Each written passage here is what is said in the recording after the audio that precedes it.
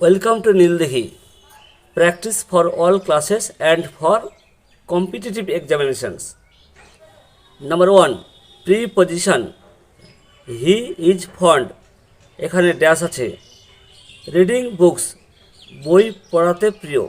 এখানে অপশান আছে A B C D, A in, B with, C from, D of. এখানে কোনটি হবে? ফন্ড মানে প্রিয়। এখানে কিন্তু অ্যাপ্রোপ্রিয়েট প্রিপোজিশন বসবে। ফন্ডের পর সবসময় অফ বসে। ফন্ড অফ, ডি অ্যান্সার হবে। Number 2. Phrasal verb. Leave your bad habits. Option A give in, B give up, C turn down, D turn up. Leave মানে জানো না, কিন্তু এই সব ফ্রেজাল ভার্বের মানে অবশ্যই জানতে হবে। গিভ ইন মানে হার মানা, গিভ আপ ত্যাগ করা, টার্ন ডাউন প্রত্যাখ্যান করা, টার্ন আপ পৌঁছানো। এখানে কোনটা হবে? তোমার খারাপ অভ্যাস বশ্যতা স্বীকার করো, না ত্যাগ করো, না প্রত্যাখ্যান করো, না পৌঁছাও, কোনটা হবে? ত্যাগ করো, খারাপ অভ্যাস ত্যাগ করো। লিভ মানে গিভ আপ, এটার অ্যান্সার হবে গিভ আপ, এই বি নাম্বারটা।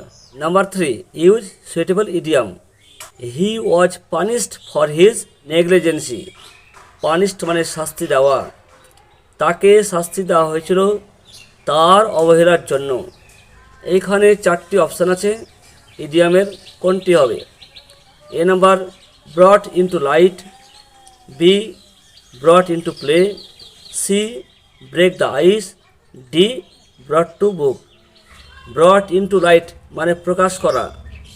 B number brought into play মানে কাজে লাগানো। সি ব্রেক দ্য আইস নিস্তব্ধতা ভঙ্গ। ডি ব্রট টু বুক, এই ব্রট টু বুক মানে শাস্তি দেওয়া। এখানে কি আছে? শাস্তি দেওয়া। তাহলে অ্যান্সার হবে ডি, অ্যান্সার হবে D number, brought to book মানে শাস্তি দেওয়া। Number 4. She can do this, voice change. এখানে অ্যান্সার আছে, কোনটি হবে? A number that can be done by her, B number that could be done by her, C this can be done by her, C this can be done by her, D this could be done by her. কোনটি হবে? এটার voice করো। এখানে object this, object subject হবে, subject this হবে। এখানে কোনটায় this আছে? সি নাম্বারের দিস আছে আর ডি নাম্বারের দিস আছে, এ দুটোর মধ্যে হতে পারে। তারপর দেখো হেল্পিং ভার্ব ক্যান, ক্যান কোথায় আছে? এইখানে ক্যান আছে, কিন্তু এখানে কুড আছে, তাই এটা হবে না। কোনটা হবে? সি হবে, তাছাড়া আর কোনো অপশান নেই। তারপরে ক্যানের পর বি বসে, বি আছে, ভার্বের P form done by her, C নাম্বারের অ্যান্সার হবে। ঠিক আছে। Number 5. Which is the odd. Odd মানে অদ্ভুত, এখানে আলাদা ধরনের, অন্য ধরনের। কোনটা? A number take, B go, C played, D right. কোনটা আলাদা? এখানে ফলো করো। এই যে টেক আছে, টেক কিন্তু ভার্বের present form, go present form, played past form, আর রাইট প্রেজেন্ট ফর্ম। এখানে 3টি প্রেজেন্ট ফর্মে আছে, একটি পাস্ট ফর্মে আছে। সি নাম্বার আলাদা, এটাই অ্যান্সার। এখানে 4টি বাক্য আছে, কোনটি সঠিক সেটা দেখো। Number A he will have eaten rice, B he will has eaten rice, C he would have eat rice, D he would has eaten rice. কোনটি হবে? এগুলো জানতে হলে অবশ্যই টেন্স জানতে হবে। এখানে ফলো করো। হি উইল, উইলের পর হ্যাভ আছে।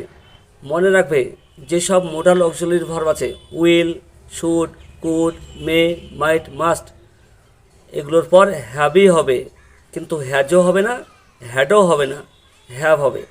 আর তারপরে এই যে ভার্ব আছে, ভার্বের পাস্ট পার্টিসিপল ফর্ম হবে। এখানে কিন্তু পাস্ট পার্টিসিপল ফর্মও আছে, তাই এটা হওয়ার চান্স বেশি। ঠিক আছে।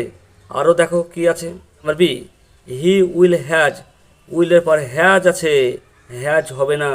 হি থার্ড পারসন সিঙ্গুলার হওয়া সত্ত্বেও এখানে হ্যাজ আছে, হ্যাজ হবে না, হ্যাভটাই হবে, তাই এটা ভুল।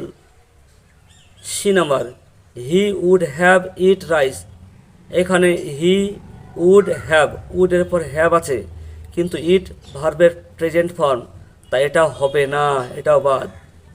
ডি নাম্বার কি আছে, হি উড হ্যাজ, উডের পর হ্যাজ আছে, এটাও হবে না।